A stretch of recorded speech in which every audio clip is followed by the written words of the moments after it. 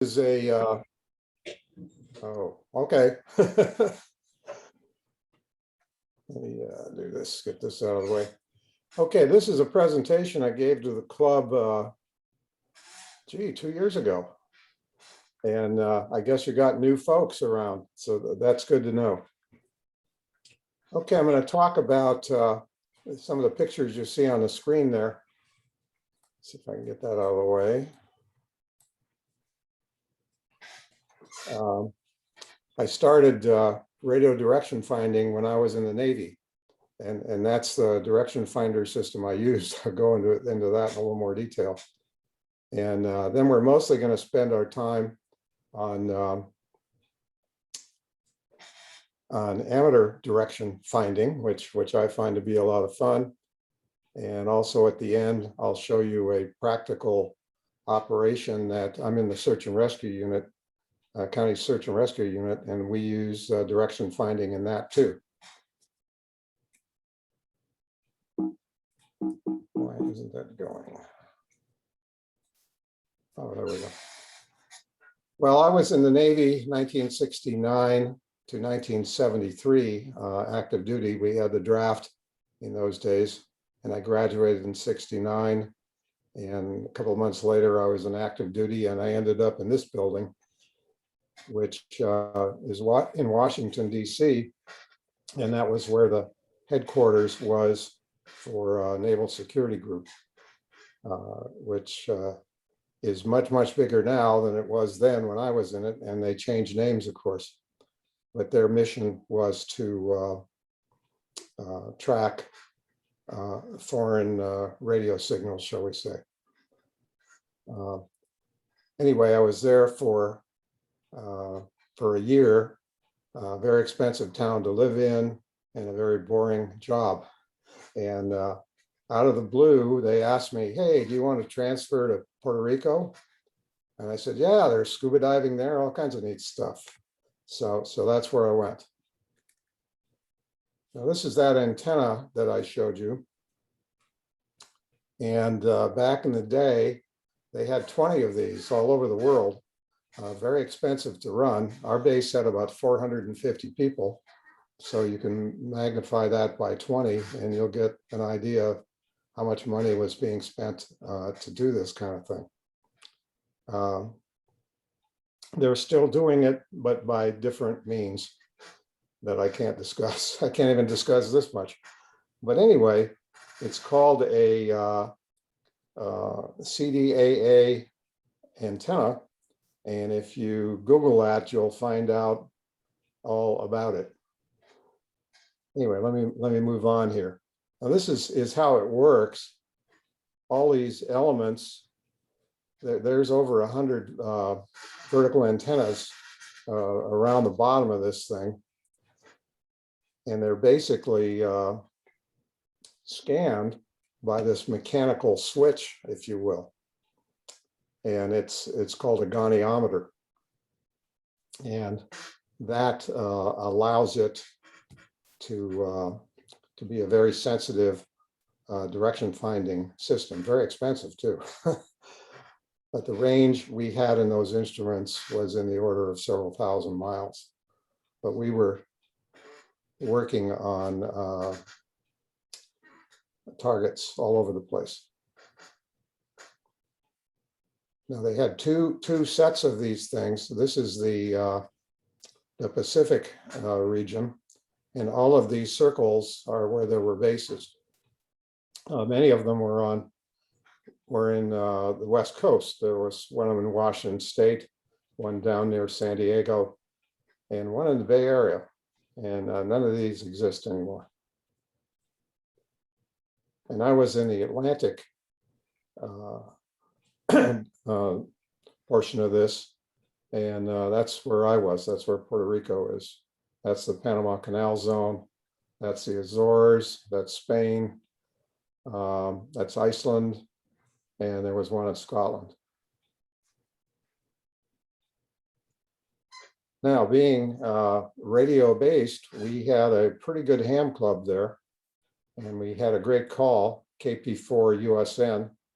KP4 is the prefix for Puerto Rico, And there was another station in those days in Antarctica. The Navy used to run the base for the National Science Foundation, all the taking care of it and stuff. And they had to call KC4USN. So every time I'd get on the air in the club, there was just this big pileup because people confused it with the one in Antarctica. And when I told them, no, it's Puerto Rico, bam, everybody disappeared. But we had a really neat rig, two of them actually.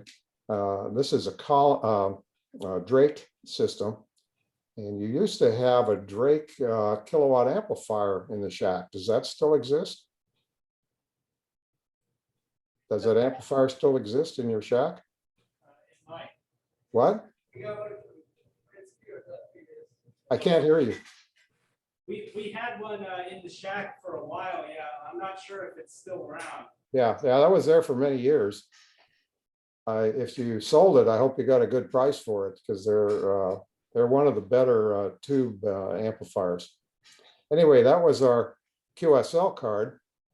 And this is about the only one I have. And that was where our base was, right near to San Juan, Puerto Rico. Now, this was me in my Navy days. I had a nice house on the base with palm trees and everything. Used to go scuba diving, and that was me as a 25-year-old.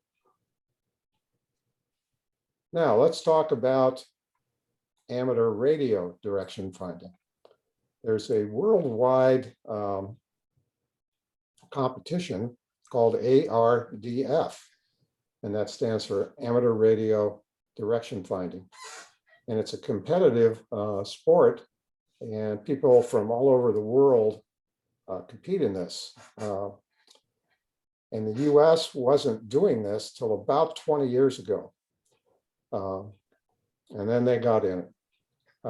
We don't win very often in the international competition because in Europe, particularly Eastern Europe, they actually teach this in elementary school as part of their PE program.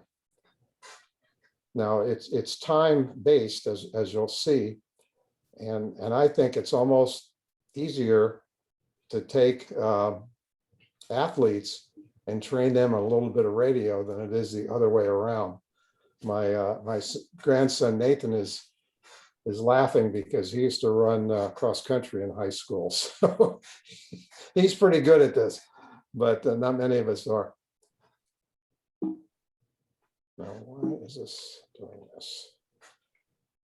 Now, what they do in the competitions, they put people in classes.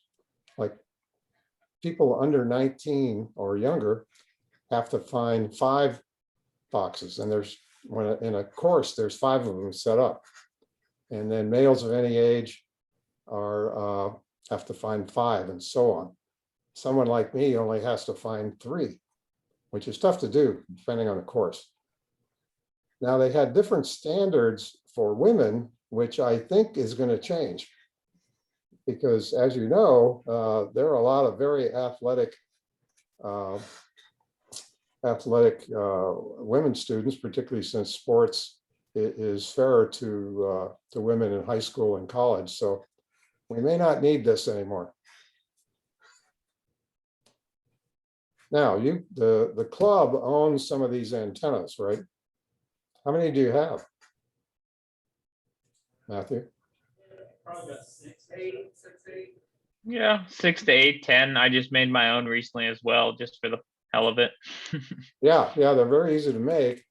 And this is really about one of the best antennas you can have, because it's virtually bulletproof, because it's flexible. Now, the problem with it is you're swinging this thing around, and you got to be careful you're not whacking somebody in the face or something. Has anybody done that?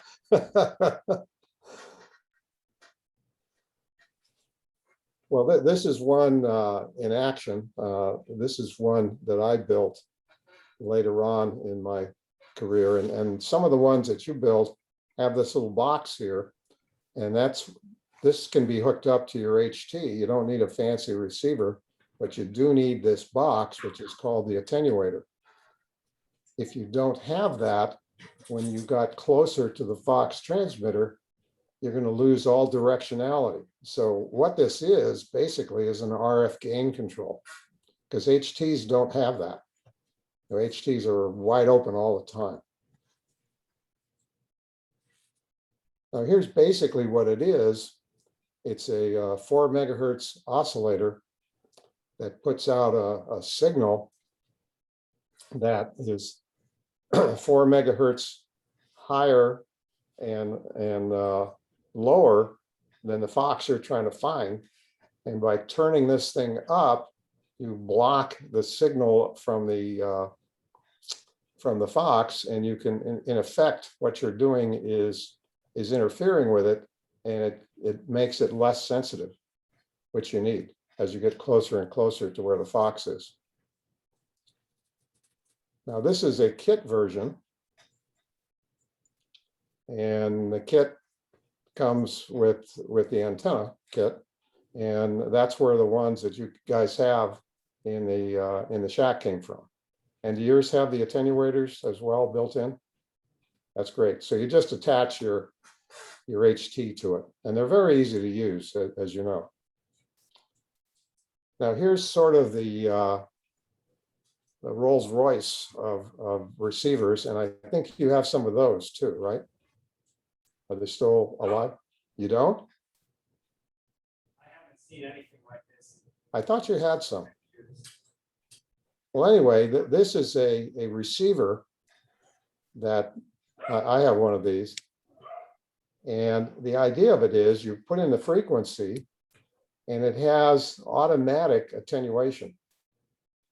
And so what happens when the attenuator number, it displays in the little display there, it means you're getting closer and closer to the target, and it automates it. And it's not more accurate than the one with the attenuator, it's just faster. So the people that compete in these competitions usually use these. Believe it or not, there's a lot of equipment coming out of Russia for this. And because the Russians teach it in school too, as well as Germany and so on. And there's some other variants of this out there. Now this is what a competitive map, what a map looks like. And it shows you where the Foxes are, but you don't get this map with the locations on it till after you finish the course. And then you hit your head and say, bong, why didn't I do that? What's really confusing about these maps, and it really confused me, the maps are made to print on a standard, to be put on a clipboard. So they're the size of a piece of paper, 8.5 by 11. But the courses are bigger, and you have to pay great attention to what the scale is, because smaller targets, like when we do it at Cal Poly, the map covers a much smaller area. This particular one, it's probably a mile or a mile and a half to the furthest Fox. And that really burned me once on one of the competitions I was at. Now there's 5 transmitters, and the transmitters come on in sequence. So they're on for the first transmitter is on for 1 minute, then it shuts off, the second one comes on, and so on. And they're signaling which one they are in Morse code. And you don't really have to know Morse code. You only have to know 3 letters or numbers. MOE, da da, da da da, dit. And that's the first one. Whoops, I went back. And the second one is the MO part, but I is 2 dits. S is 3, H is 4, and 5 is 5 dits. And so what you got to do is either mark it on your map or make a note as to the direction that these things are coming by. And there's a strategy to this, because you may want to take the furthest one first and work your way back, or whatever. But all you know about them is their bearing, where they're at, and how strong they are. Now, this is what the transmitters look like. And these are 3 to 5 watts, and they've actually got an HT inside and a timing circuit. There's a guy from Santa Barbara that comes up sometimes, and some of you may know him. I'll have a picture of him. Anybody here when Marvin came down and set up a class for you guys and actually built the antennas? I'll show you a picture of that. And he usually brings 5 of these with him. And there's also DFing on 80 meters. And this is really a challenge. And I'll show some of this later. Now in the competitions, and actually here at Cal Poly, little stations are set up. Now in the competition ones, and it really looks funny. You wear this gadget on your finger, and when you get to a target, you plug it in here, and there's a code number on this, and it records the time that you hit that particular target, that particular fox. And here at Cal Poly, we do the other method, which is this stamp. And your time is sort of on the honor system.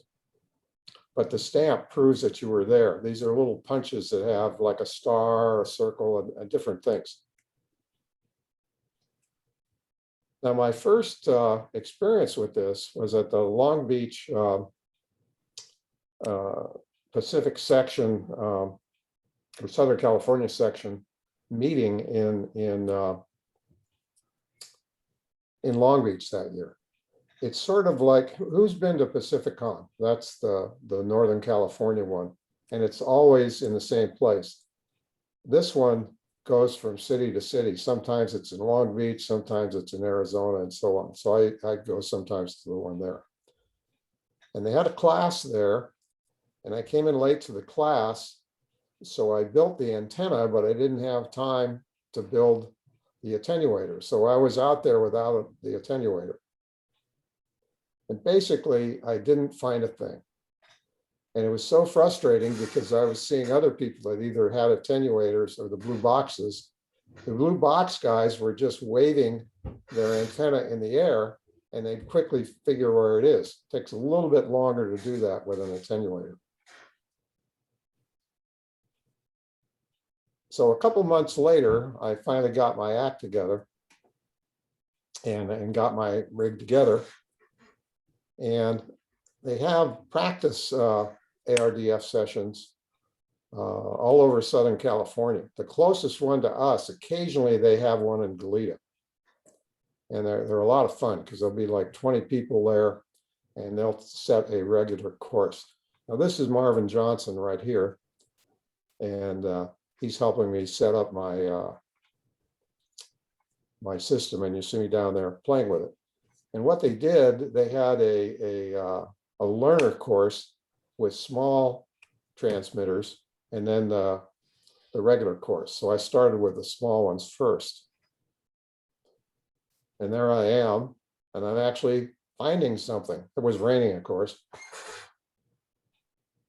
And I walked up a trail. Who's been to Griffith Park? It's the biggest park in Los Angeles, and they've got all kinds of trails there. And there's the transmitter. I found it. That was my first find. And the club has some of these, right? Do you have a full set? I think we have one UHF and one VHF. Okay. Yeah, only one nice looking one. The other one's, I believe, in a pill bottle. That's whatever works. Anyway, that's how the the ones work. I bought one. I only have one, and Nathan down in the corner there has had a lot of fun with this, literally around our neighborhood. The problem with this one is it's set up on the 5-second or 5-minute schedule. So you got a minute of this and then it's silent for another 5 minutes because I only have one of them. Now this was a more challenging one, and this was, I forget, probably a year or two after that. And this is a place called the Nelly Park. It's near a reservoir. It's down in Orange County. And this one's got a lake, a big reservoir. And this is a picture I took. That's where the first fox is. That shows how far it is. Now, the problem with this is when I finally figured out where it was. The signal is bouncing all over this lake. So there's a lot of reflections and false directions. And my wife was with me, so we both spent a lot of time chasing this thing. The people that were a little more experienced knew the trick to get around those reflections. You basically normally run the antenna horizontally polarized, just with the elements level. If you want to see if something is a reflection, you turn it vertical, and you'll get a different sound. And so by that way, you can sort out the ones that come through in the vertical are the reflections, because when something reflects, it tends to twist. It's not foolproof, but it helps you eliminate those kind of things. So finally, we figured it out. It was over there. And after about I don't know, 15-20 minute walk, we found it. That's my XYL. They still use that term? There's a ham radio abbreviation, YL, which is a young lady, an unmarried girl or woman, and XYL is a wife. So anyway, here she is. There's the punching place, and the actual transmitter is sitting up in this tree. And this is the transmitting antenna. The transmitter was down on the ground, and this is a dual axis dipole. It's got a little matching network in it because they're running both dipoles at the same time. And what this gives you is a almost circular signal. So it's going out in all directions, and that's what you want. And it's horizontally polarized. Now, Fox 2 was in another place near the lake in a different direction. So if you were following them one after the other, you'd be walking back and forth. The smarter people figured it out sooner and didn't walk around so much like I was. Now, based on that experience, Marvin Johnson talked me into going to the national championship. So there's people all over the United States competing to get on the team to go to Europe, where the international one was. And anybody can join this. You don't have to be a superstar. And so I definitely wasn't, but I was out there with people that had come from other states just to participate in this national championship. And they have it different ways. Anybody from Southern California ever been to Vasquez Rocks Park? It is really neat, and it's been used in a lot of movies and TV shows. Big Bang Theory had one that took place here. I don't know if you remember that. The guys were all dressed up as not Star Wars, the other one, as characters from TV. And of course, somebody stole their car while they were out there, and they had to walk around in these silly suits to try and get a ride home. And none of them had any money. It was a great episode. So the 2-meter one was here, and Mount Pinos is pretty far away. It is the tallest mountain that we have close by. I think it's 6,000 feet, something like that. And that was a really challenging one. Now here's the group that showed up, and of all these people, maybe 3 or 4 of them are international standard. The rest of us are just there to have fun. And that's me with my number down there. So this is a very strange looking map. And these are not typical topo maps. They actually have a surveyor fly this. This is a custom made map. So it's to better resolution than a standard topo map or anything you can have on your phone these days. And they're color coded. Areas that are green are areas that are pretty flat. Areas that yellow have a lot of slope to it. And these weird looking dots are the rocks. And this was a fairly big course. And again, I didn't get this. Nobody gets it till after you're done. Now the guy on the left is world class, and he's a runner, and he's really fast, and he's really good, and that's me. And this is about the last I saw them when we started. They start one person at a time, and they put a 5-minute interval so that you're not jamming up with other people. And most of the time you don't see other people. So here's somebody taking off while I'm waiting to take off. And the foxes are in this whole area that you see here. So this is a challenging course, and it's a fun course.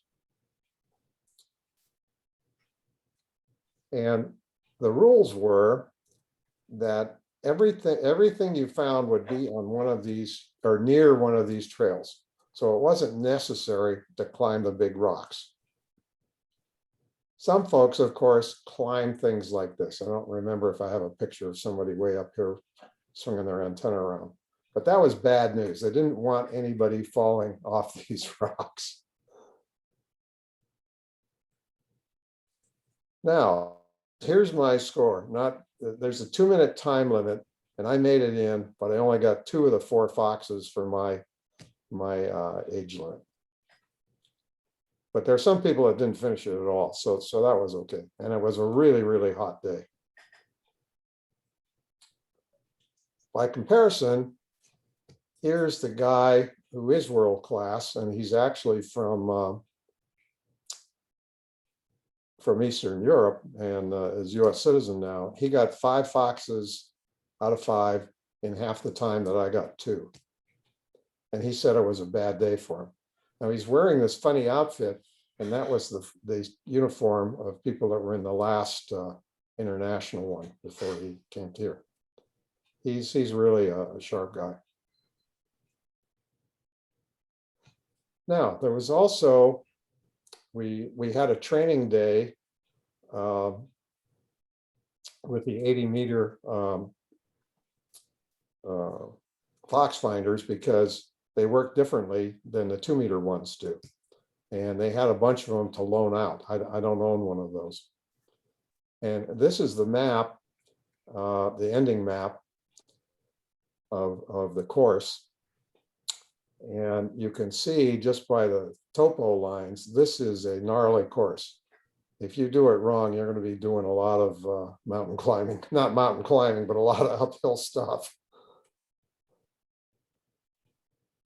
Now here we all are at the start, just milling around, and they had some loner ones, and I took one of them, and we went through. The previous day we had taken a lesson on how to use these, and there's me, and this guy's not quite world class, but he's pretty good. But the young woman on the right is a trail runner. She ran cross country in high school and college, and then she took trail running, which are people that run all the time and not hike on trails. But she knew nothing about radio, and her boyfriend brought her, and what she knew, she just picked up in those lessons. And she did very well in this. Now here's what the receivers look like. There are some that look a little bit different than this, but this is a homebrew one. So there's the loop, and inside of this, there are 5 different wires that are kind of hooked together. And so it's a multiple loop because we're operating at 80 meters. And if that was just a single loop, it wouldn't work very well. It's got a very simple tuning dial, and it's got an RF gain control on it. So it's got a built-in attenuator, just like RF gain on your transceiver. You can turn this up and down. And there's an antenna inside the loop, or on the outside of the loop, called a sense antenna, and a button to turn it on and off. Normally it's off. Now the pattern of this, looking down on the loop, is like this. It receives signals from both directions. And you basically can't tell, is the fox over here or is it over here? Now, one interesting thing about this, it doesn't have a tight signal the way the 2-meter ones do. This is very, very broad. But the null pattern is very narrow. And so you usually turn the thing to find out where the signal is weakest. But again, you don't know if it's up here or down here. And when you press and turn on the sense antenna, it turns into a cardioid pattern. So you instantly know which direction is correct. So there's a null there, which is bad, but over here is where the signal is. Now it's sort of mushy, so it's not as tight, and you actually, when you come close to it, you use the null to find it. Now, spot the antenna. This is an antenna that's about 15 feet high. That's a big fishing pole. And they've kind of wrapped spiral winding. They've got almost, well, it's certainly not quarter wave on 80 meters, but it's long. Anybody see it? Hard to see. It was disguised very carefully. It's right there. That's from the side. And if you carefully look, that's it right there. They put it against a tree, and unless you know where to look, you would never see that. I'm on the trail, and if you walk about maybe 10 feet off the trail, you see the flag. And there's the antenna, and the transmitter is down here somewhere. So that was a lot of fun. And again, I got two foxes this time. However, I was a minute over time. For this one, it was 1:45 was the limit. Now wait a minute, what did I do? It was 2.5 hours, and I was a minute 46 over time.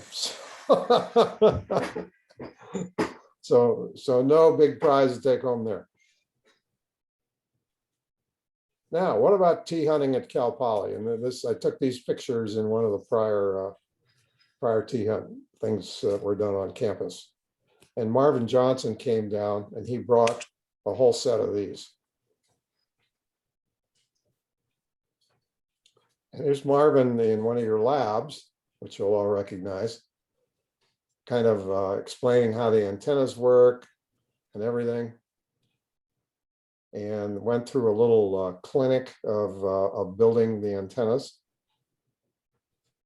And I had never seen something like this. This is a little charcoal filter that takes out all the solder smoke. Now, those of us that are old timers, to us, we love the smell of hot cider because that's what we grew up with. I started ham radio in 1960 when I was 15, so I grew up with that smell. Probably took several years off my life. We'll see. Now here's folks with their newly built antennas, and some of these were built. Actually, I don't know how you got the 5 you've got, but they were built by people there. And there's a battery inside this thing, and I don't recommend that you store these things with the batteries inside. It's just a AA, as I recall. Because if you do that, what's going to happen? They leak sometimes, and then they'll have a mess. So here's the group chugging up the hill, and this guy with gray hair is one of my radio buddies from my high school days. We decided to run along. Now, he used to be a cross-country runner too, but he had a hard time keeping up with you young guys. And there's one of the things you see, the little punch there. There's the flag, and the antenna is right over there. Sometimes you see the antenna if you got really sharp eyes, but you're going to see this first. And here's another group going up towards the sports area. And their antenna was near the sports area, but it was off in some trees. Now, fortunately, nobody put these in poison oak. I don't know, is there any poison oak on campus? That would be a pretty mean thing to do to people. And there's another happy guy that found it. There's the transmitter down there, and there's the orange flag.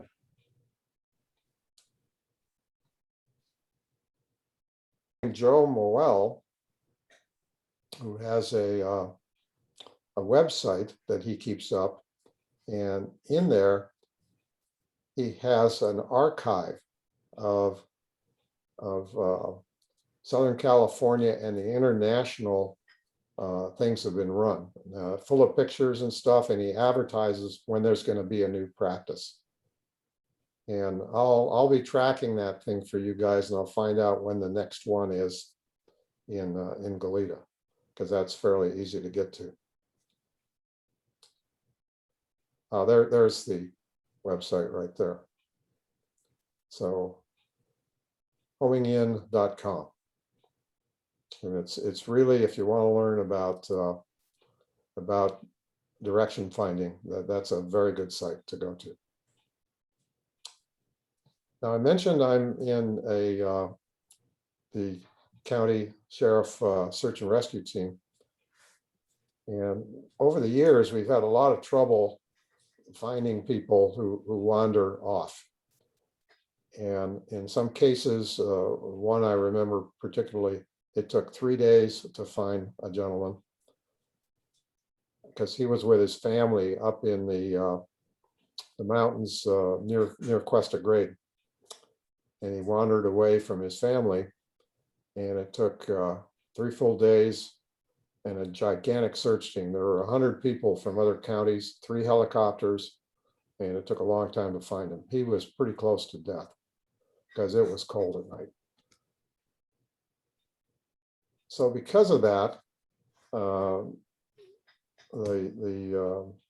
Sheriff's Department and Search and Rescue did some research and found out that there was a program called Project Life where they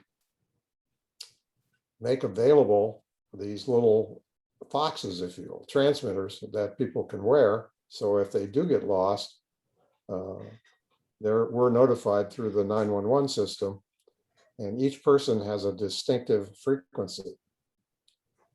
Now, this is what the transmitter looks like.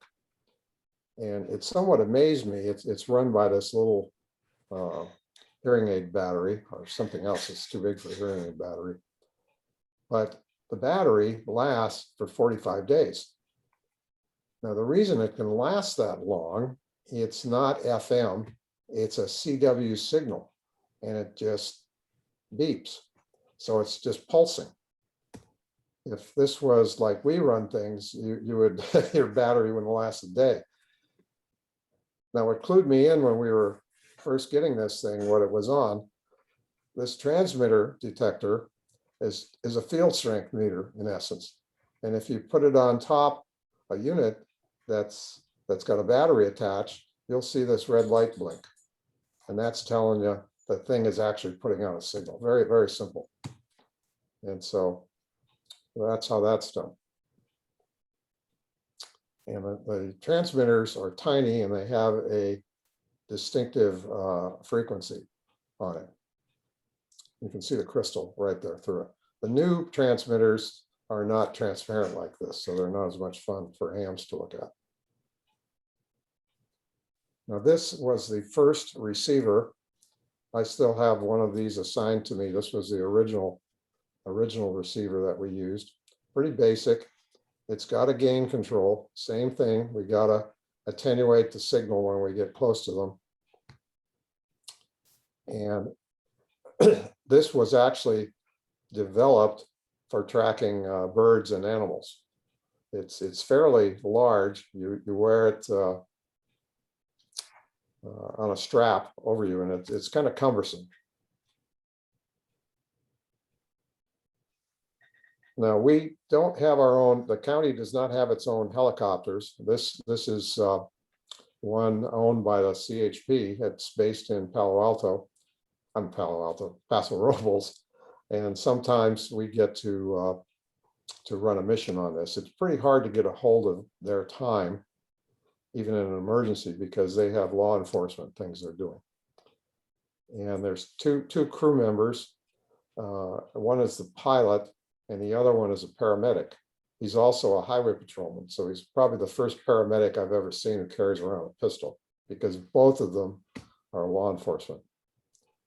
Now, that's my wife in the back there, and one of the other SAR members, and we were doing some training and see how sensitive it was if we got the receiver up in the helicopter. Now, this was the antenna that came with that receiver. It's just a Yagi, and it works very similar to what we do in normal direction finding. You're hearing a pulse, and what we figured out to do, my wife is wearing a set of earbuds under those earphones, and I'm sitting next to her. I've actually got the receiver, and she's just using the antenna. And we both got these aircraft headsets, so I can talk to her and to the pilot, and I'm telling her which way to point the antenna, and I'm giving clues to the pilot, you know, turn left, turn right, whatever. That system worked out very well. The problem with this is the pilots didn't like this idea of this poking antenna. They are wearing helmets, but these guys have pistols, so you don't want to punch them in the head with an antenna. So I came up with this, no sharp edges. This is a 3-element quad built from plans scaled off a 144 megahertz quad that Joe Moel had in his book. And I just downsized the thing with the typical formulas to come up with this. And this was more sensitive than the other one and wouldn't whack somebody in the eye. This is the new receiver. And I've got one of these too on loan to me. And it's got a folded dipole. It's a 2-element folded dipole. It's certainly easier to use. It's smaller. I don't think it's as sensitive as the old one. Now, I want to do some experiments with my loop antenna, with my quad, because this antenna just plugs in the top, and that can be disconnected and used with an external antenna. I haven't done that yet. Now, here's an actual mission that we did, and for one reason or another, all our we haven't had somebody really get lost where we needed a helicopter. So this was our first and only helicopter search with this system. Now, this is how we're dispatched. We now have a different system, but we used to send out information with pagers. Remember pagers? And they would tell us, go to your email. And then this would be where the person was described, call somebody that you're coming. And that's the frequency. And the +1 means some of these things aren't perfectly calibrated. So you dial in the frequency, and then you've got a little variance you can do on it. Now, this was an interesting situation because the person that was lost was in his mid-60s, I guess, which is pretty sad to have Alzheimer's. Some people have it that young. And he was quite physically fit. His wife was still working full-time. He was living in their mobile home that you can see in the background. And when she was at work, he would visit his friends in the neighborhood, and he liked to ride his bike around. He had turned in his driver's license a couple of months before, and he was very frustrated that he couldn't drive. He was literally getting lost in his car. He wouldn't know why he was in a certain place. So he turned it in. So what we later found out was the usual way we hunt for people is we have a vertical antenna that's omnidirectional, and we'll drive around in the neighborhood and see if we can pick up a signal. Usually we go up to a 2-mile radius. That's usually the range where people are found. And then if we get a signal, we get out of the car with the directional antenna and track them on foot. Well, this guy, none of that worked. So this is the incident commander, a guy named Woody, and he requested a helicopter because he figured we got to get some range on this, because it came out that his wife said he had talked the day before about going to Santa Maria. That's where he got his license, to get his license back. And so I was in this helicopter. This isn't the actual mission. This is another training we did with Santa Barbara County, but they mobilized this helicopter, same pilot even, and we went towards Santa Maria to look for his signal. And even I were very nervous, because literally this guy's life potentially was in our hands, and I was not getting a signal at all until I got virtually on the outskirts of Santa Maria, and there he was in the signal. Now, this is a map of what happened. The first time I spotted him, he was here at the Santa Maria Department of Vehicles. And we had these helicopters have something called a night sun. It's a very powerful searchlight. And they turned that on, and it scared the guy, and he took off. So we were tracking him all over Santa Maria. And unfortunate time, the helicopter crew had not had time to completely refuel their helicopter, so we were getting low on fuel. So it's like 9:30 here, and the fixed base operator, that's person, outfit that takes care of private planes, fueling and that kind of thing, was closed. The Santa Maria Police Department had it opened up, and we had to go over there. It was really needed, but it took about 20 minutes. They wiped our windshield just like old gas stations used to do. They cleaned everything up for us. They even gave us coffee and cookies. That was great. But we didn't get back up in the air because of that delay till about 10:15. So we lost him at 9:30. By that time, people had come up from the prior search area pretty fast in cars and with hand units, and they found him first. The Santa Maria River was dry then. It's dry most of the time, and he was actually taking his bicycle and going back and forth. He went across that dry riverbed. He didn't go on the freeway, and then he went back. And there's a rail racetrack out there. If any of you are familiar with that, if you go down 101, you see it just before you get to Santa Maria. And he was found near that racetrack, but he was found by a ground team. What was unusual, we had a tremendously strong signal in the helicopter when we were circling, and they had the big flash or spotlight on, and they could not see him. So this is why you need a ground team, and the ground team was able to pick him up and took him home. There he is. So without the helicopter, it would have taken us longer.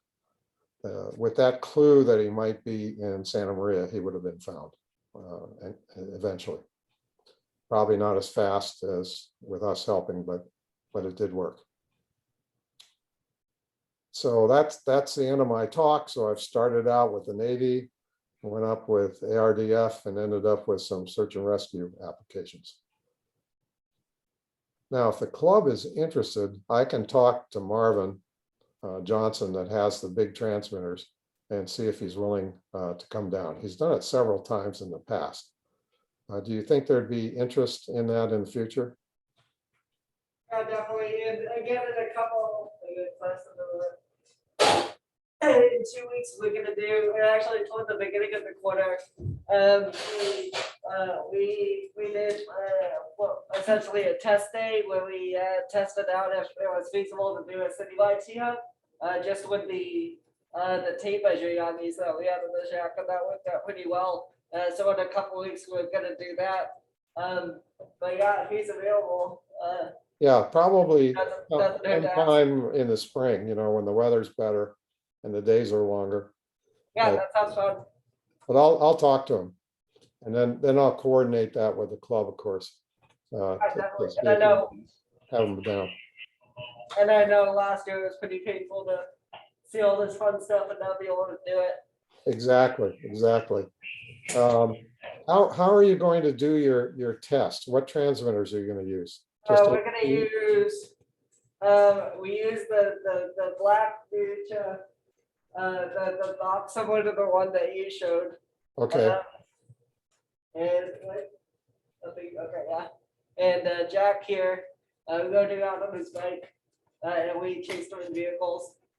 Which was pretty fun. that'll be fun. Just don't run over him. Well, we'll see about that. But what the club used to do in the old days was they had a homebrew, pretty powerful transmitter. It was kind of like the ones that Marvin has, in the ammunition boxes. And so they would look for one Fox, and it was, you had to go all over town to find it. So I don't know if you want to go back to those days, and they still do those kind of tea hunts in Los Angeles area, the car tea hunts. And I got a last story here. Some group in Los Angeles built a 2-meter antenna that was basically a clothesline. And the way they did this, they set up this clothesline with two parallel ropes, and they put a standard 2-meter driver, the one that's powered, a bunch of reflectors and a bunch of directors on front of it. And this thing was over 100 feet long. The gain was astronomical. And they took it up in a quarry and bounced it off of this quarry wall. And they had like 50 people all over Los Angeles looking for this thing, and no one ever found it. So finally they gave up and they said, well, the thing is over, nobody's going to find us. But they were scattering that signal, and their transmitter was 25 watts, but with some unbelievable gain to it. Somewhere in my archive, I've got an article on that, and I'll send it to the club just so you can have some ideas. And not make it that big, but Nice. it was an ultra high gain antenna. It was really funny. Yeah, so Mark, friend of the club, he once told me about one time he did a citywide tea hunt with his club, and he said, okay, I'm gonna sit down on this bench, come find me. And what he didn't tell them was that the bench was on a moving bus. Now that's good. That's really good. Any I like questions for Sam? Pardon? Okay. Yeah, I've got a question. Can somebody get closer to the mic? I can't hear you very well back there. Yeah, this is Jack, KK6YWG. When you were doing these international competitions and things like that, is it a standardized receiver? Is that part of the rules, or do people No, do no, their own things? no. The well, I wasn't in the international. I was just in the national one.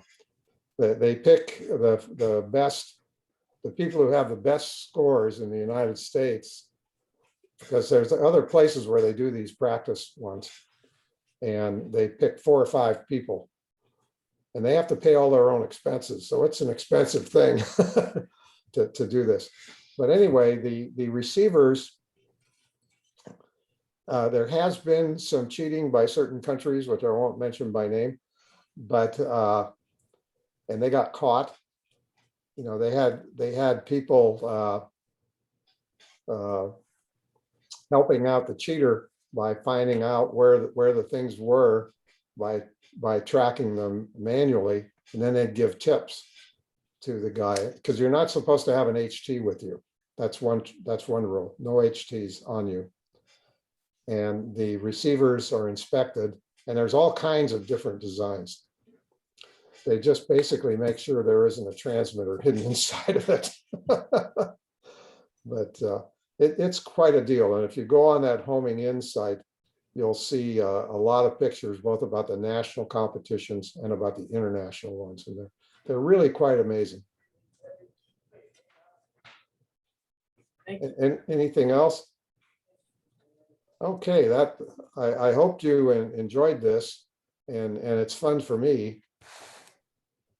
I wasn't quite ready for an in-person one, but this hybrid model seems to be working quite well.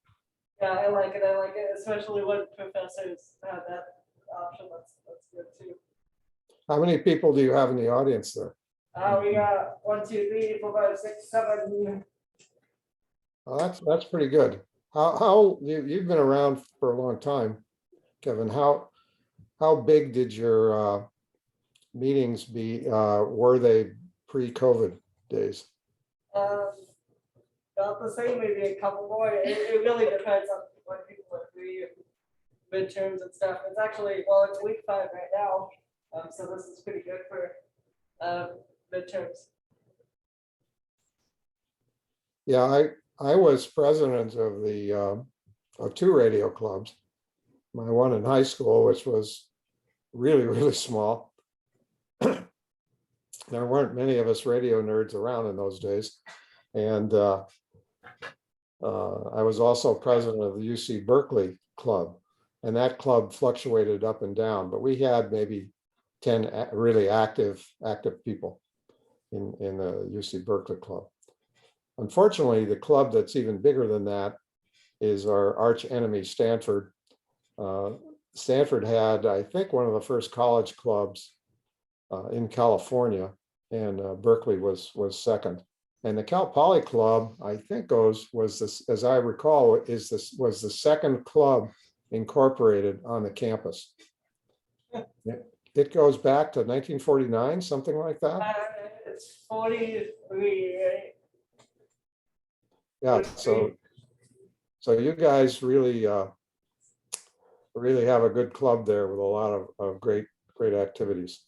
I'll try to make as many of them as I can, but I'm not quite ready for in-person meetings yet. Yeah, that's understandable. I've got three of the shots, but I want to wait till things calm down. Hopefully it'll happen. Anyway, any other questions? I'll unshare my screen. I can get. I'll stop the recording here, but if anybody wants to reach out, visit our website, w6bnside.org. Join our Discord if you want to contact Sam. Let us know and we'll put you in touch if you haven't found his contact elsewhere. And yeah, thank you very much once again. Yeah, I have a question. My grandson Nathan he's at Cuesta now, taking a pre-engineering program. And he's looking at transferring to Cal Poly, hopefully, the PE program there. Is there anybody in the club that's gone that route? As transfer students? Yeah, I'm going to talk to some of the faculty. I know that Cuesta in particular has pretty good record of transferring people into Cal Poly. So And you got your check, right? I remember you, one of you asking about the hair care last year. yeah, well, Nathan, unfortunately, he's muting himself. Has a lot of these hybrid classes, and some of his classes are still offline, and they take a lot of time. Yeah, I got you. Well, And whatever you're- especially he's taking, if you can believe it, an off-campus, an online chemistry class with simulated experiments that they have to. Yeah, I've had my fair share of labs where they say, here's what you would have done if you were in person. They'll write up a 5-page report about it. Yeah. Yeah, that's really sad. That's unfortunate. Well, whenever you're ready, Nathan, we'll be happy to set up a online or in-person session for you. Awesome. I also have a question for you guys. Even if I'm not at Cal Poly, is there a way I'd be able to go to the meetings at the club there? Yeah, definitely. Anybody is welcome to join us at meetings or events. Awesome. Absolutely. Yeah, are your meetings always hybrid like this? For this year, they likely will be until yeah, for the foreseeable future, yes. Okay, so he could participate on the WebEx, or not WebEx, through Zoom, Yeah, definitely. or come in person. Yeah, I think for like winter 2020, we started being on Zoom as well and recording it through that, and then it happened to be that was really useful. Well, needed, necessary. Okay, I'll send you Nathan's email address, and you can put him on, and can you put him on your mailing list? Awesome, sounds good. I can always just put it in the chat here too Right. on Zoom.